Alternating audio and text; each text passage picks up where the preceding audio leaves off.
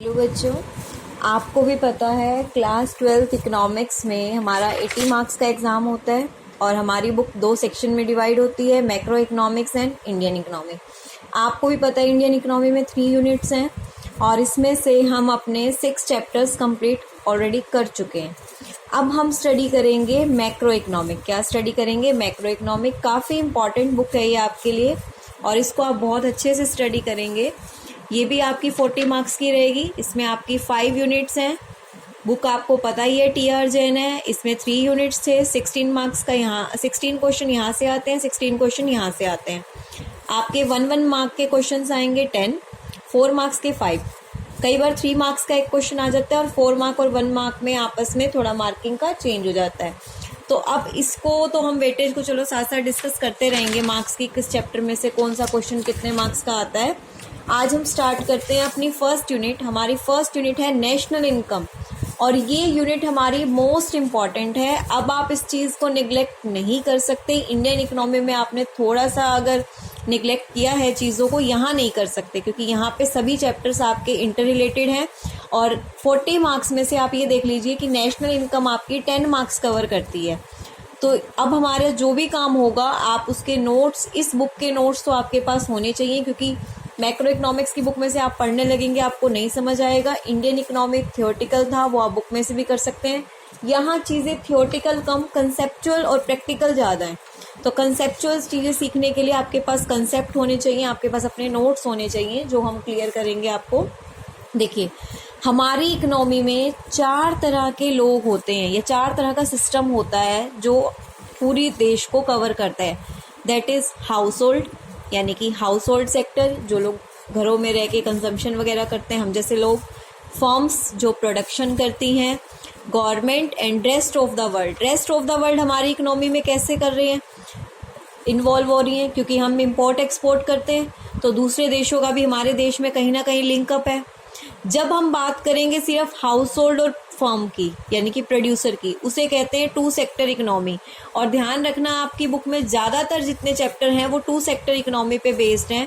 That means हमारा house hold यानी कि प्रोड्यूसर सेक्टर फर्म और consumption sector house hold sector.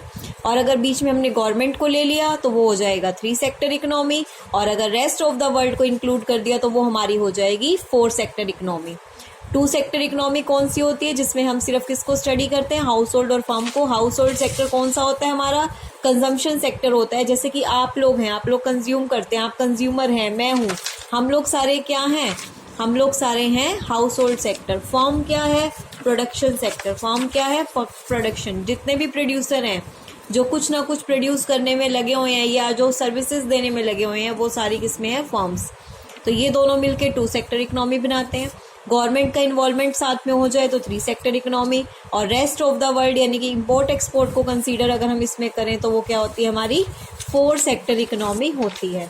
आज हम सिर्फ अपना कंसेप्ट क्लियर करेंगे, बेसिक क्लियर करेंगे। और ये ध्यान रखना, इसमें से भी 3 मार्क्स का जो आज कंसेप्ट करवा रही हूँ क्वेश्चन आपका कवर होता है। इम्पॉर्टेंट टॉपिक है आपका, तो ध्यान देंगे। आपका फेजेस, आपके 3 फेजेस होते हैं इकोनॉमी में। 3 तरह की एक्टिविटी होती हैं जो की जाती हैं। वो 3 तरह की एक्टिविटी कौन कौन सी हैं आपकी, प्रोडक्शन, कंजम्पशन, इन्वेस्टमेंट। कौन कौन सी हैं, प्रोडक्शन, कंजम्पशन, इन्वेस्टमेंट। प्रोडक्शन का मतलब क्या है, ऐसी एक्टिविटी जो वैल्यू एडिड में, यानी कि किसी चीज़ को इंक्रीज कर रही है, चाहे वो गुड्स हो या सर्विसेज हो। आप कोई भी रॉ मटेरियल से गुड्स बना रहे हैं यानी कि उसकी वैल्यू इंक्रीज हो रही है। सर्विसेज मतलब जैसे कि कोई डॉक्टर है, कोई लॉयर है, कोई टीचर है, अगर उसकी सर्विसेज में कुछ इंक्रीज हो रहा है तो प्रोडक्शन का मतलब क्या होता है, किसी भी तरह की एक्टिविटी, किसी भी तरह का काम जिसकी वजह से वैल्यू एडिशन हो रहा है। कंजम्पशन का मतलब कोई भी गुड्स या सर्विसेज, किसी भी तरह की, किसी भी प्रकार के गुड्स या सर्विसेज जो हम कंज्यूम करते हैं, किसके लिए, for the satisfaction of human wants, यानी कि हमारी इच्छाओं के लिए, जो भी हमारी अपने सेल्फ सेटिस्फेक्शन के लिए जो चीज़ें हम कंज्यूम कर रहे हैं उसको हम क्या कहते हैं, कंजम्पशन। क्या कहते हैं उसको हम, कंजम्पशन। इन्वेस्टमेंट क्या होता है, it is a net addition to the capital stock. Investment क्या है, it is the net addition. ये क्या है, एक नेट एडिशन है, किसका, कैपिटल स्टॉक का। कैपिटल फॉर्मेशन यानी कि कैपिटल स्टॉक मान के चलिए मेरा कोई बिजनेस है, मेरा जैसे मानो ट्यूशन सेंटर है, वहाँ पे मेरे पास फर्नीचर है कितने का 80,000, कितने का फर्नीचर है 80,000। थोड़े टाइम बाद मैं देखती हूँ कि मेरे पास फर्नीचर कितने का हो जाता है 1 लाख का। थोड़े टाइम बाद अगर मैं देखती हूँ तो वो फर्नीचर 80,000 से कितना हो गया 1 लाख।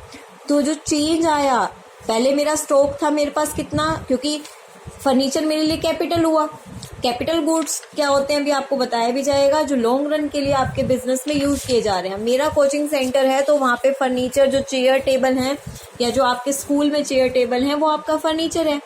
वो पहले 80,000 का था, वो 1 लाख का हो गया। जो चेंज आया स्टॉक में वो कितना है 20,000। कितना है 20,000। तो ये जो 20,000 है that is your capital stock at net addition. जो चेंज आया इसे हम कहते हैं कैपिटल फॉर्मेशन। इसे हम क्या कहेंगे कैपिटल फॉर्मेशन। यानी कि आपके कैपिटल स्टॉक में जो भी चेंज आएगा वो आपका क्या कहलाएगा कैपिटल फॉर्मेशन। तो आपसे डायरेक्ट भी पूछा जा सकता है फेजेस या बेसिक एक्टिविटी जो जो आपकी इकोनॉमी में की जाती हैं। तो production, consumption and investment. Clear है। अब आपका है concept of goods. Concept of goods को आप ध्यान से समझेंगे क्योंकि इसके बाद जब ये आपको मीनिंग क्लियर हो जाएगा मैं आपको 20 एग्जाम्पल्स दूंगी। उस 20 एग्जाम्पल्स में आपको क्या करना है, उसके आंसर आपने लिखने हैं क्योंकि पेपर में आता है। क्लासीफाई, आपको कुछ गुड्स दे दिए जाएंगे, क्लासीफाई करो कि वो फाइनल गुड है या इंटरमीडिएट गुड है। तो 20 एग्जाम्पल्स मैं आपको दूंगी। 20 एग्जाम्पल्स में आंसर आपको लिखने हैं कि वो फाइनल गुड्स हैं या इंटरमीडिएट गुड्स हैं। आपके करने के बाद मैं आपको उनके आंसर्स बताऊंगी, फिर आप लोग रेक्टिफाई करेंगे कि 20 में से किसने कितने मार्क्स गेन किए। ये आपका एक तरह का टेस्ट मान के चलिए, इकोनॉमिक्स का आपका ये टेस्ट होगा। आप ये कंसेप्ट क्लियर कीजिए, उसके बाद मैं आपको इसी वीडियो के तुरंत बाद एक सरप्राइज टेस्ट मान लीजिए 20 एंट्रीज दी जाएंगी और फिर देखा जाएगा कि किसकी कितनी एंट्री ठीक है और किसकी कितनी एंट्री गलत नहीं। ये आपका इको का फर्स्ट टेस्ट रहेगा, ध्यान रखिए। Final goods and intermediate goods, तो ये दोनों का मीनिंग अच्छे से समझ लेना क्योंकि यही क्वेश्चन आता है 3 मार्क्स में कि क्लासीफाई करो कि गुड्स फाइनल हैं या इंटरमीडिएट हैं। तो फाइनल गुड्स कौन से होते हैं, these are meant for the final consumption, यानी कि जिसे या तो कंज्यूमर फाइनल कंजम्पशन के लिए, यानी कि अगर मानो मैंने कोई चीज़ जाके मार्केट में खरीदी है, मैंने कपड़े खरीदे, मैंने कुछ खाने का खरीदा, मैं उसको डायरेक्टली कंज्यूम कर रही हूँ। वो गुड्स मैं लेके आई और मैंने उसको कंज्यूम किया, यानी कि जो या तो कंज्यूमर फाइनल कंजम्पशन के लिए ले रहा है, अगर फर्म ले रही है तो इन्वेस्टमेंट पर्पस के लिए ले रही है। तो वो गुड्स या तो कंजम्पशन गुड्स हो या कैपिटल गुड्स हो, वो हमारे क्या कहलाते हैं फाइनल गुड्स। या तो कंजम्पशन गुड्स हो या कैपिटल गुड्स हो, वो हमारे क्या कहलाएंगे फाइनल गुड्स, क्योंकि हम उसको यूज़ करने के लिए ले रहे हैं, ना तो बेचने के लिए ले रहे हैं, ना as a raw material use कर रहे हैं। सपोज कीजिए आप मार्केट में जाते हो, आपने मार्केट में जाके शुगर खरीदी, शुगर आपके घर में आएगी, चाय बनेगी, वो आपका फाइनल गुड्स है, आप उसको यूज़ कर रहे हो। मतलब ऐसा गुड्स जो आप लाएंगे और यूज़ करेंगे, यूज़ करने के पर्पज से खरीद रहे हो, वो फाइनल गुड्स है। बट इंटरमीडिएट गुड्स कौन से होते हैं, जिसको आप या तो as a raw material use करोगे, जैसे मैंने इसमें शुगर का एग्जाम्पल दिया। शुगर अगर कंज्यूमर ले रहा है तो कंजम्पशन कर रहा है, बट अगर शुगर कोई आइसक्रीम फैक्ट्री ले रही है, आइसक्रीम फैक्ट्री शुगर खरीद रही है, तो वो रॉ मटेरियल का काम करेगा। इंटरमीडिएट गुड्स क्या होते हैं, जो अभी भी किसी प्रोडक्शन प्रोसेस में इन्वॉल्व हो, यहाँ पे प्रोडक्शन प्रोसेस खत्म हो जाती है और इंटरमीडिएट गुड्स में प्रोडक्शन प्रोसेस कंटिन्यू रहती है उसी गुड्स के साथ। तो रॉ मटेरियल, हाँ, पर फर्म ने अगर मानो कोई मशीन इन्वेस्टमेंट पर्पस के लिए कुछ लिया है तो वो फाइनल गुड्स होगा। इंटरमीडिएट गुड्स में आपका क्या है कि वो या तो रॉ मटेरियल में यूज़ हो रही है या रीसेल पर्पस के लिए, आप उसको आगे बेचने के लिए, मानो कोई शॉपकीपर है कपड़े खरीदता है आगे बेचने के लिए, तो वो इंटरमीडिएट ही कहलाएगा, क्योंकि वो फाइनल गुड कब बनेगा, जब वो किसी कंज्यूमर के हाथ में चला जाएगा और कंज्यूमर उस कपड़े को पहन लेगा। यानी कि अपने पहनने के लिए जब कंज्यूमर उस कपड़े को खरीदेगा तो वो फाइनल गुड्स कहलाएगा। पर अगर किसी शॉपकीपर ने खरीदा है या रॉ मटेरियल के पर्पज से खरीदा है तो वो इंटरमीडिएट गुड्स। तो फाइनल गुड्स कौन से होते हैं, जो बिल्कुल जिनमें प्रोडक्शन प्रोसेस खत्म हो चुकी होती है, जो सिर्फ एंड यूज के लिए होते हैं। इंटरमीडिएट जो भी कहीं ना कहीं किसी प्रोडक्शन प्रोसेस में इन्वॉल्व हैं। ट्रांसफॉर्मेशन, फाइनल गुड्स में कोई ट्रांसफॉर्मेशन नहीं होता, कोई प्रोसेस नहीं होती, पर इंटरमीडिएट गुड्स में ट्रांसफॉर्मेशन होता है।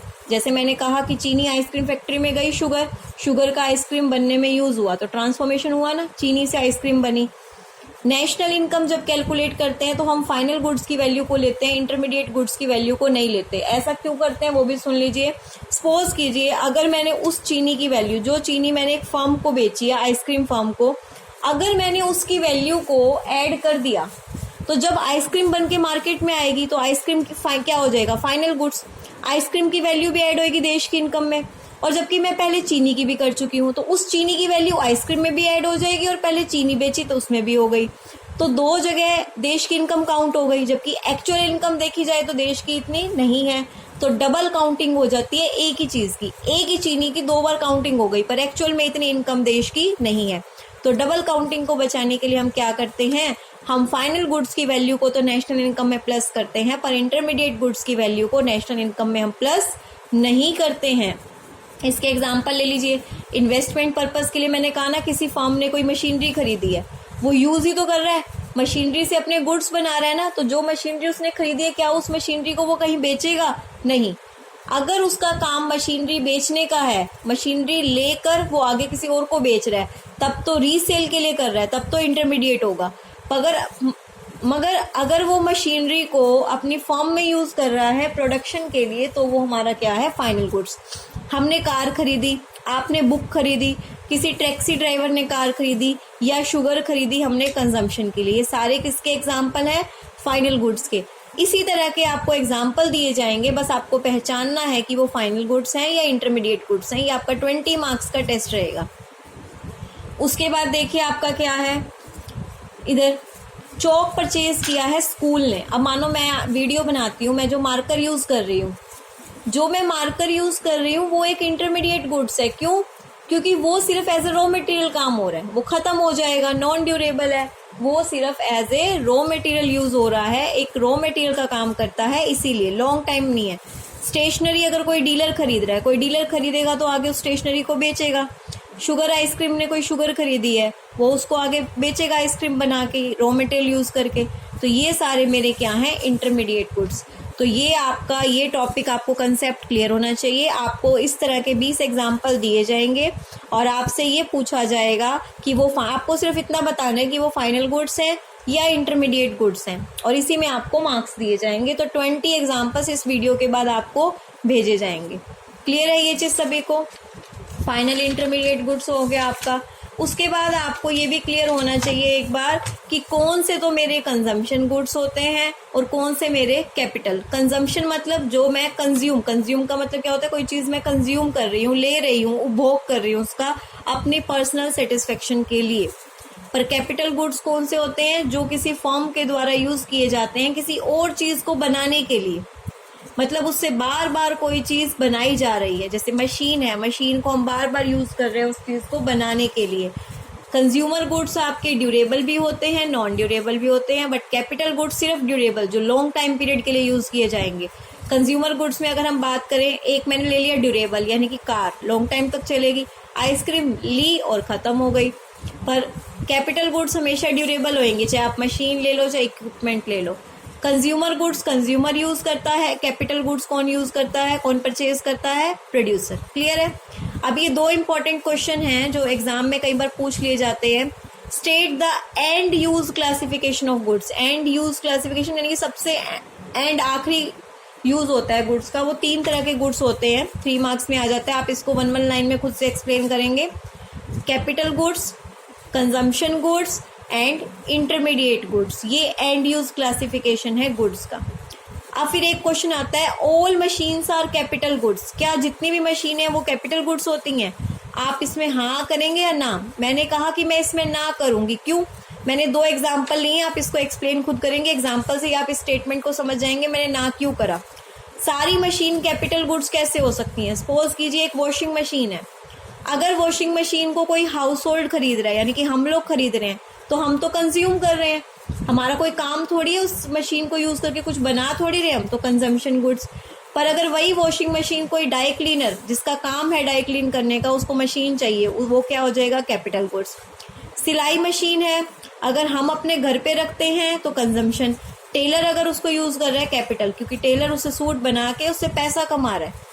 ठीक है। जो मशीन किसी प्रॉफिट अर्न करने के पर्पज से की जाती है वो कैपिटल गुड्स, और जो अपने सेटिस्फेक्शन के लिए की जाती है वो कंजम्पशन गुड्स। तो ध्यान रखना, कंजम्पशन गुड्स सेटिस्फेक्शन के लिए होते हैं, कैपिटल गुड्स प्रॉफिट कमाने के लिए होते हैं। तो अब आपने आज ये मैंने आपको जो भी करवाया है, इसके बाद आपका पहले इको का एक छोटा सा टेस्ट होगा जिसमें आपको 20 एंट्रीज दी जाएंगी और आपको ये बताना है कि वो इंटरमीडिएट गुड्स हैं या फाइनल गुड्स हैं। उसके बाद ही हम अपना नेक्स्ट टॉपिक करेंगे। Thank you.